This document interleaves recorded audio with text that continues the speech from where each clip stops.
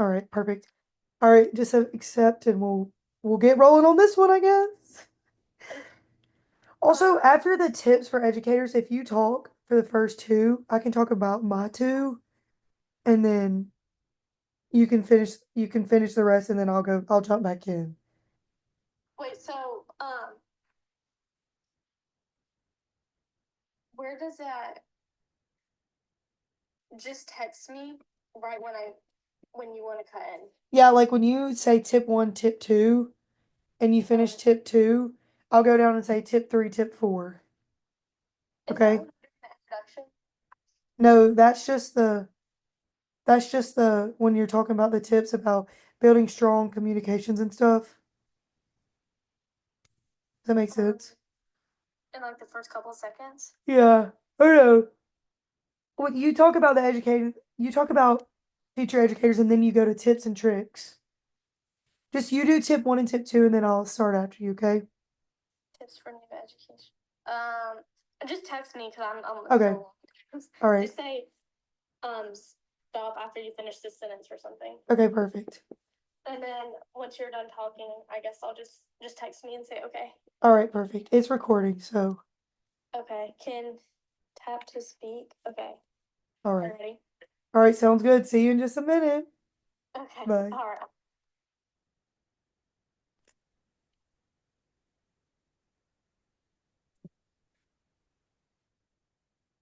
Hello, everyone. Today I'll be sharing insights from my field experience combined with educational psychology concepts that can help beginning educators thrive in the classroom. As future educators, it's crucial to understand how to foster a supportive, effective learning environment. Throughout my experiences, I noticed key strategies that connected well with theories of cognitive development, classroom management, motivation, and self efficiency. Before diving into the specific tips, I want to take a moment to reflect on what it really means to be an educator and what learning means to us. So, what does it mean to be an educator? Being an educator means encouraging development, fostering connections, motivating a love for learning, and creating a supportive classroom atmosphere where all students can thrive. It's about more than just delivering lessons, it's about building strong relationships and empowering students to believe in themselves. And what does learning mean to us? Learning is an ongoing and personal academic growth. It's about encouraging students' empowerment, embracing change with flexibility, and building meaningful relationships that make classrooms feel like a true community. Keep this in mind. Keeping this in mind, let's jump into four key areas that have shaped my understanding of great teaching.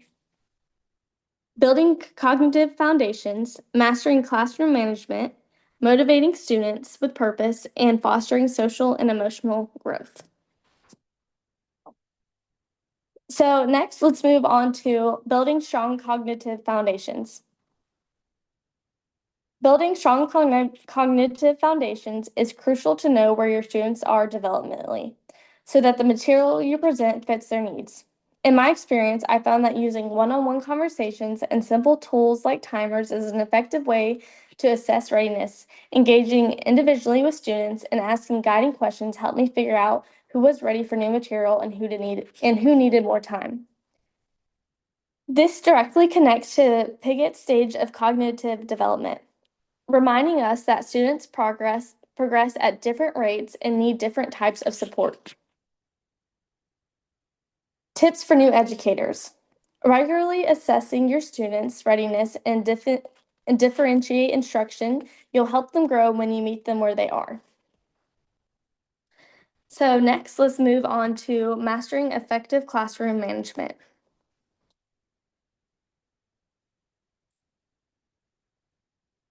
Mastering effective classroom management, I have experienced firsthand how establishing clear routines and using consistent nonverbal cues like clapping patterns or the L sign, which means holding your hand up in the letter of the L in the air, which means that the students will stop talking and will listen, keeps the classroom organized and students focused. This approach ties to behavioralist theories that emphasize reinforcement, by reinforcing positive behavior with predictable routines and signals. You create a safe, structured environment where students know what to expect. So, what are some tips for new educators? Start your routines early and be consistent. It's the little systems you build that make a big difference day to day. Next, let's move on to motivating students with a purpose, not just rewards. Another powerful lesson is motivating students with purpose, not just rewards. Offering students choices like rotating learning stations or letting them pick between project options greatly increase and strengthen motivation. This ties into self-determination theory, which highlights how autonomy, competence, and relatedness fuel real engagement. When students feel they have ownership, they want to learn, not because of a sticker or a prize, but because they find meaning in it.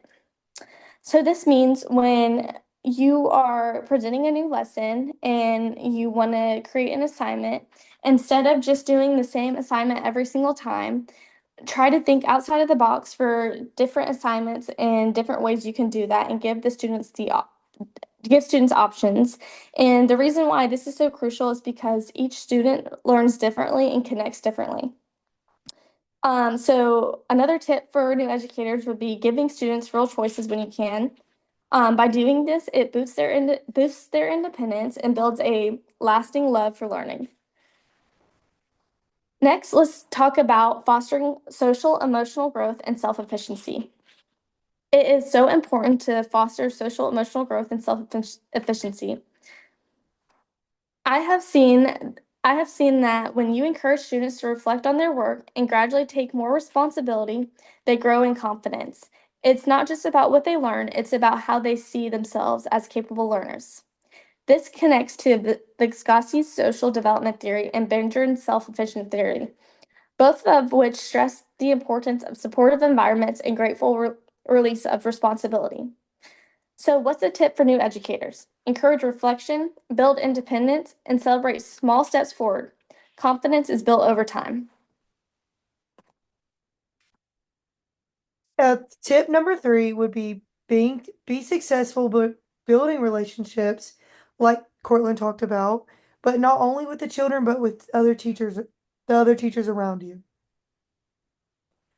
When I first walked into my student teaching, I honestly did not know how it was going to go, and I automatically saw a connection with my lead teacher and my para, but not only just them two, but with the whole kindergarten hall.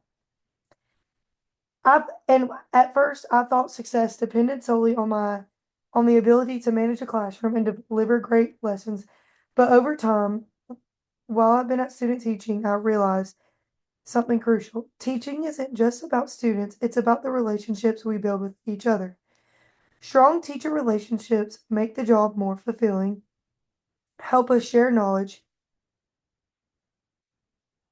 and help us share knowledge and foster a supportive environment.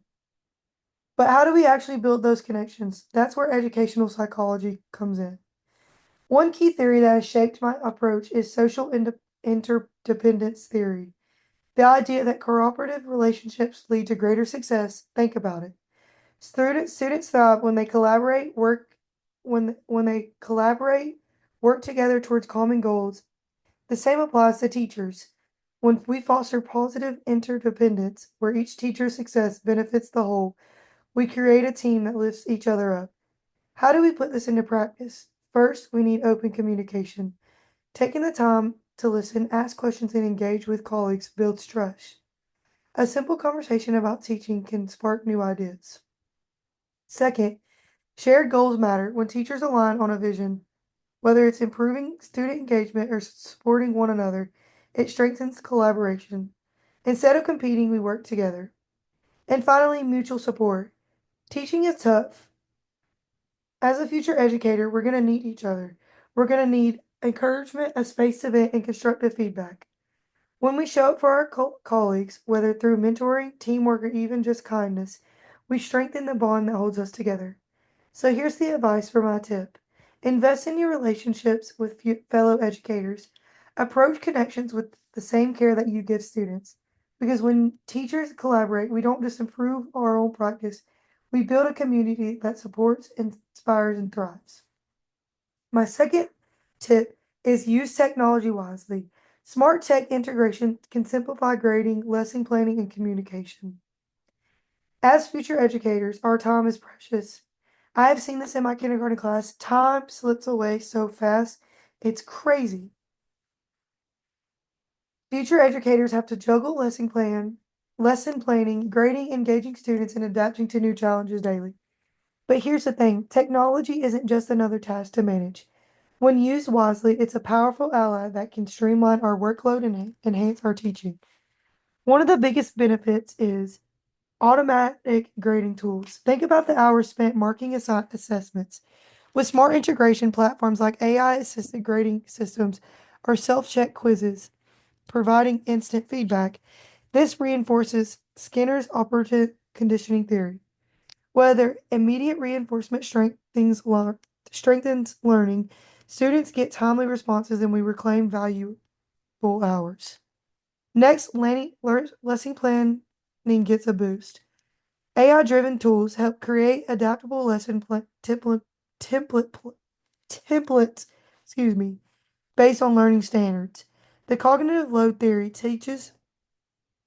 us teaches us to tell students to learn they learn best when information is structured efficiently, reducing mental overload. When we use technology to design well organized, engaging lessons with visual aids and interactive elements, we actively we're actively supporting deeper learning.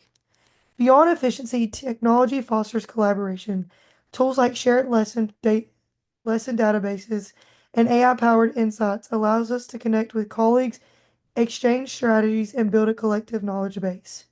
Social learning isn't just for students, it benefits teachers too. So here's the key. Technology should enhance, not replace, the human connection in learning.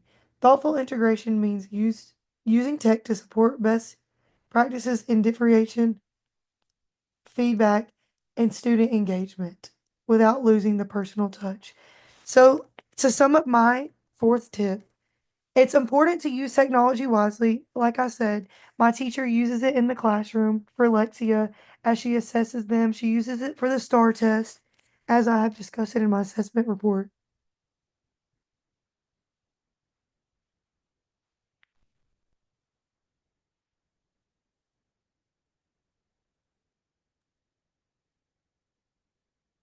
To summarize, I want to talk about once again building strong cognitive foundations by assessing readiness and differentiating instruction, master effective classroom management by creating clear routines and reinforcing positive behavior, motivate students with purpose by giving them meaningful choices, and foster social emotional growth and self efficiency by encouraging reflection and independence.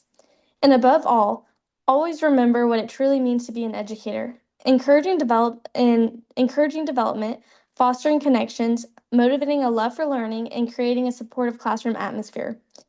And what learning means to us. Ongoing growth, empowerment, flexibility, and meaningful relationships. Thank you for listening. And remember, every interaction we have with a student is an opportunity to inspire, connect, and to make a lasting difference. Thank you.